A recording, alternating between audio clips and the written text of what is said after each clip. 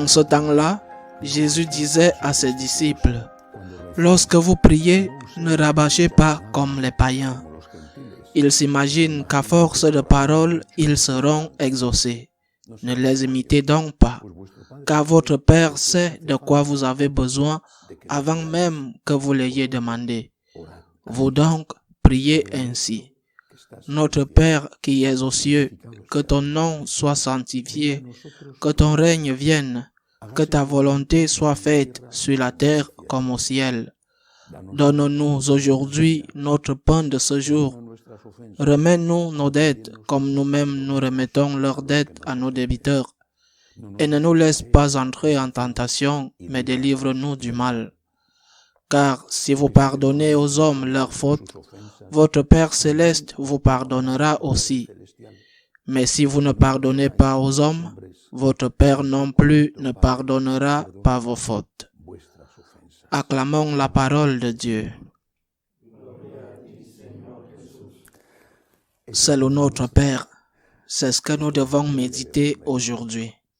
Il y a cette pétition divisée en deux parties et une de ces parties à son tour en deux autres parties.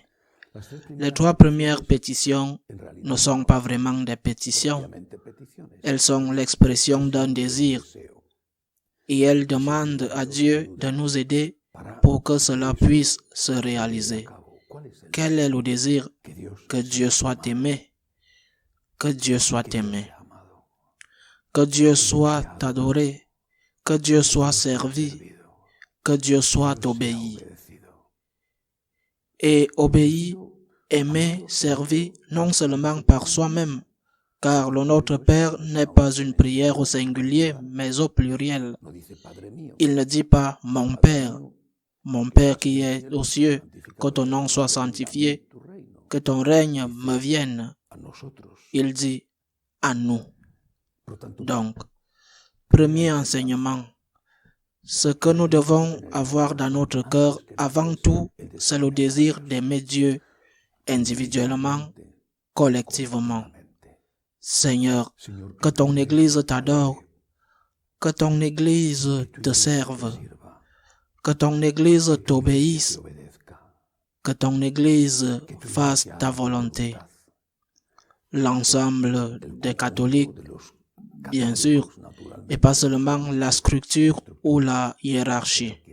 Seigneur, que nous t'aimions, que nous te servions, que nous t'adorions, que nous t'obéissions. C'est la première chose que nous demandons dans le Notre Père, peut-être sans s'en rendre compte, car à la fin, les prières deviennent routinières. Mais c'est la première chose. Seigneur, que je t'aime et que nous t'aimions, c'est ce qui compte le plus pour moi. Après ces trois pétitions viennent quatre qui sont à leur tour divisées en deux. Deux d'entre elles sont de type matériel, bien sûr, parce que nous avons besoin de l'aide de Dieu, de notre Père. Il s'agit également de pétitions collectives. L'une est pour demander du pain, mais pas seulement pour moi ou pour ma famille, du pain pour tous. Le pain pour tous signifie que Dieu fasse des miracles, mais le premier miracle est peut-être celui de la générosité dans ton cœur. Et donc, donne-nous aujourd'hui notre pain quotidien signifie, Seigneur, aide-moi à partager le pain que j'ai avec ceux qui ne l'ont pas. La dernière des pétitions est également de nature matérielle. Délivre-nous du mal et du malin. Délivre-nous du diable. Délivre-nous du mal et du malin. Et au milieu de ces deux pétitions matérielles, il y a deux pétitions spirituelles qui sont très nécessaires. Pardonne-nous et ne nous laisse pas succomber à la tentation.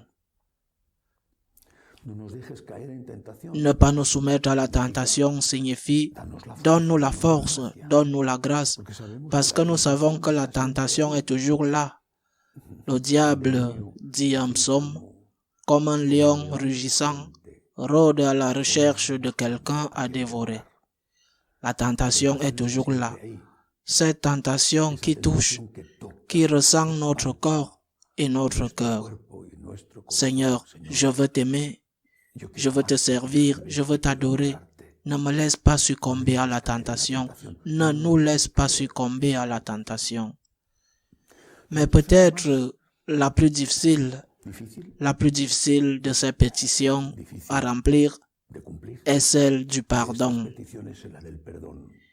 Et en fait, quand la prière se termine, Jésus y retourne, il insiste sur elle.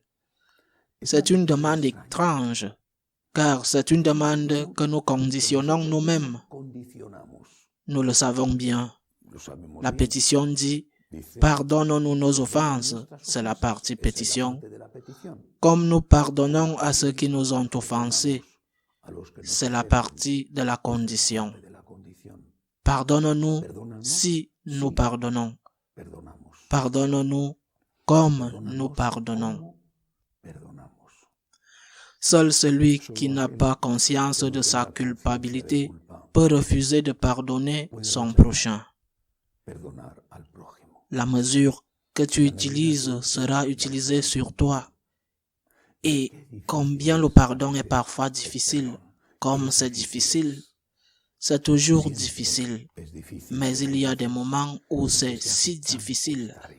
Le pardon ne signifie pas, bien sûr, renoncer à la justice, ni oublier de prévenir les torts futurs de cette même personne. Mais pardonner, c'est pardonner. Et comme il est difficile de le faire lorsque les dommages ont été importants pour toi, pour tes proches, et pourtant, nous aussi avons besoin d'être pardonnés. J'insiste, c'est une prière collective. Pardonne-nous comme nous pardonnons. Non seulement pardonne-moi, mais pardonne-nous. Pardonne-nous. Pardonne à ton Église comme ton Église pardonne. Les autres ne pardonnent pas. Eh bien, n'y demandent pardon. Mais nous devons être la lumière du monde, même si d'autres abusent de notre pardon. Toujours, je le répète, nous devons demander justice et ne pas oublier d'éviter, dans la mesure du possible, qu'on ne fasse encore du mal. Mais même si d'autres abusent de notre pardon, nous devons continuer à pardonner, collectivement en tant qu'Église. Je pense au grand massacre, au grand nombre de martyrs ou aux petits, dans tant d'endroits, dans le passé récent, dans le présent. Pardonne-nous comme nous pardonnons. Et l'appliquer à la vie personnelle, faire un bilan, même léger, de nos ennemis.